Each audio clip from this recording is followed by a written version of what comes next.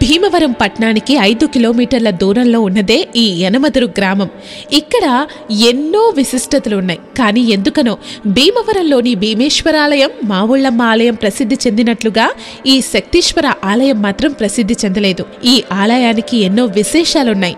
100 ఏళ్ల క్రితం వరకు ఈ ఆలయం గురించి ఎవ్వరికీ తెలియదు.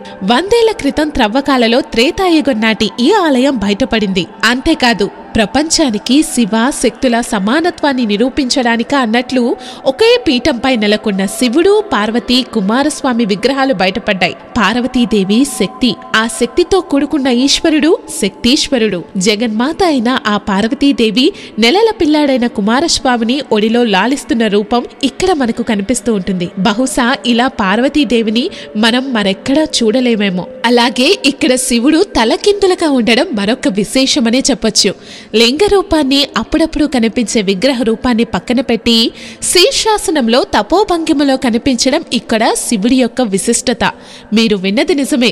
శివుడేంటి, శీర్షాసనమేంటి అనుకుంటున్నారా? మీకోసమే ఒక్కసారి ఈ ఫోటో చూసేయండి. శివుని జటాజూటం భూమికి తగులుతూ ఉంటుంది. ఆ పైన ముఖం, కంఠం, ఉదరం, మోకాళ్ళు, పాదాలు కనిపిస్తూ ఉంటాయి.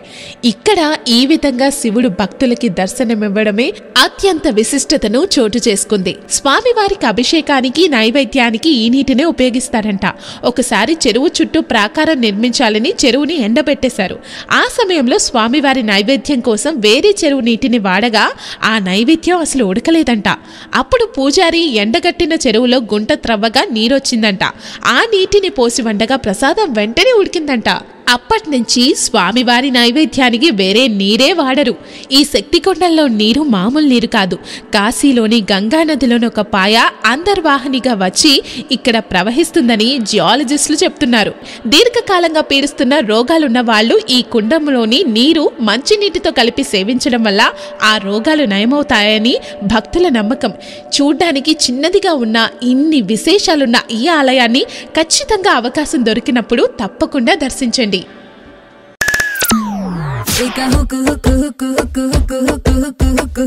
అయిపోతారు సౌండ్ కే 93.5 రెడ్ ఎఫ్ఎం.